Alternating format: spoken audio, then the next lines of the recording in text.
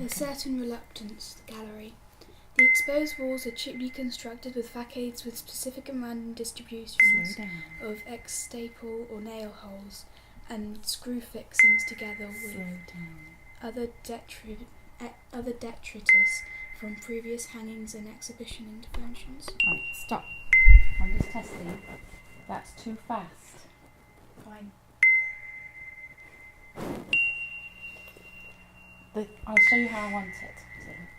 The exposed walls are cheaply constructed facades with specific and random distributions.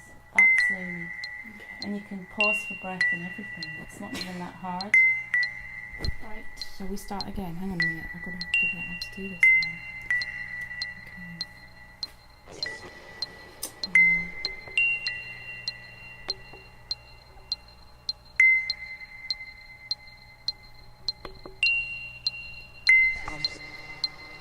A Certain Reluctance, the gallery. The exposed walls are cheaply constructed facades with specific and random distributions of X-staple or nail holes and screw fixings together with other detritus from previous hangings and exhibition interventions.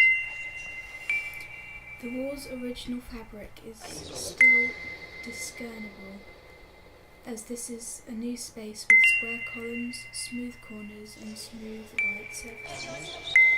Yet the wall itself, through closer scrutiny, almost has an indescribable quality, a simulacrum of an underpainting. The gesso primer was over woven canvas. It is possible the wall is constructed of standard 4x8 sheets of MDF, which is adaptable and flexible for all-purpose hanging and display functions. Somebody has attempted to fix the holes with a filler. The filler has been sanded and smoothed to a lesser or greater degree, rendering the wall pockmarked and scarred, but in an orderly manner.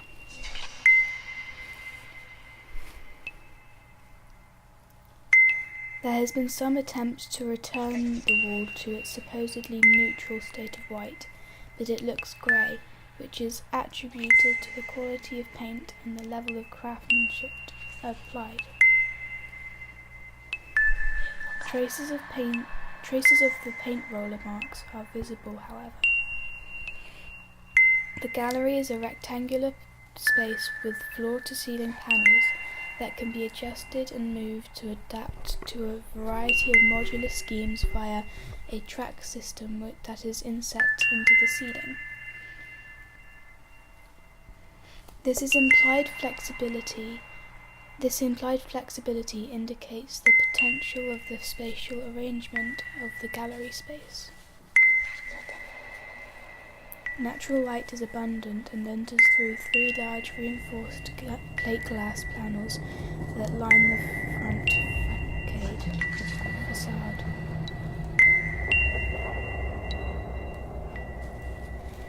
The fenestration of the gallery is set at an incline in an attempt to reduce glare and enhance visibility to the interior space from the exterior. The floor treatment is a dark grey vinyl concrete paint, and there are relatively new scuff marks but is swept clean.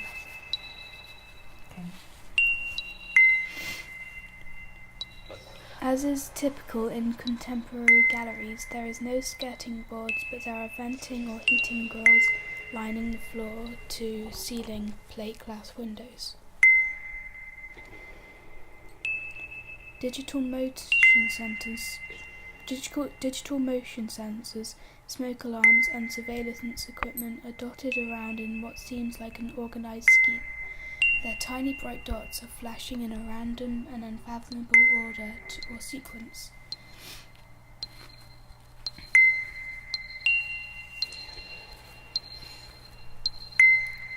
Walking the path of the gallery.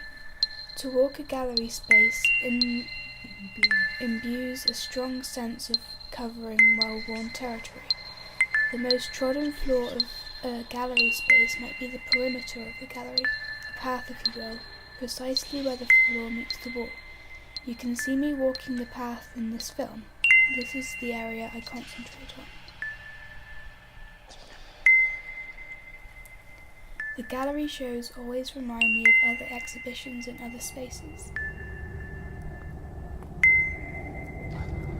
Right now I am reflecting on a work, Lovers, by Teiji Furuhashi, dumb type, in 1995, which was a part of video spaces at the Museum of Modern Art, New York City. Lovers took place in an empty square room that was in darkness. Life-size images from a central column of projectors in the room were beamed onto the walls.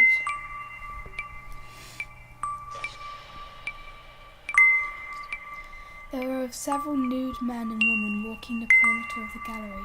These figures would occasionally meet and embrace. The slowness and dreamlike quality of the movements remind me of how we all behave and move in the gallery. To accompany the walking figures, one heard a soundtrack that complemented the ghostly and dreamlike quality of the installation.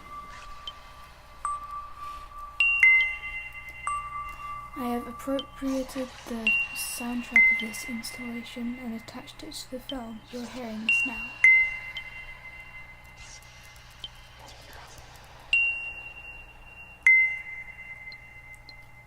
Where this imminent thing happens, the concept of becoming is one which I would ascribe to here.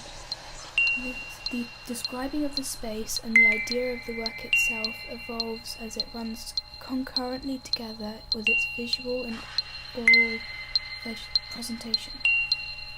You said vegetation. I know. Okay. This text work is a tool for mapping the periphery or edge of the gallery. Periphery or edge of the gallery. Here I shall refer to the writings of Deleuze and Guattari in 1,000 Plateaus. On the plane of consistency, a body is defined only by the longitude and latitude. In other words, the sum total of the material elements belonging to it under the given relations of movement and rest, speed and slowness, longitude, the sum total of the intense effects it is capable of at a given power or degree of potential latitude. Nothing but effects and local movements, differential speeds.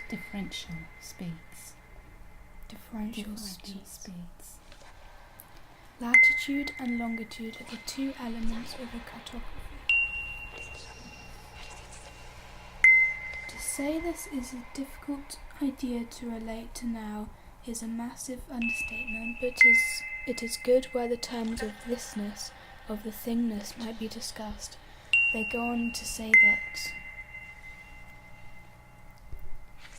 aeon, the indefinite time of the event, the floating line that knows only speeds and continually divides that which transpires to an already into an already there, that is the same time That is at the same time not yet here, a simultaneous too late and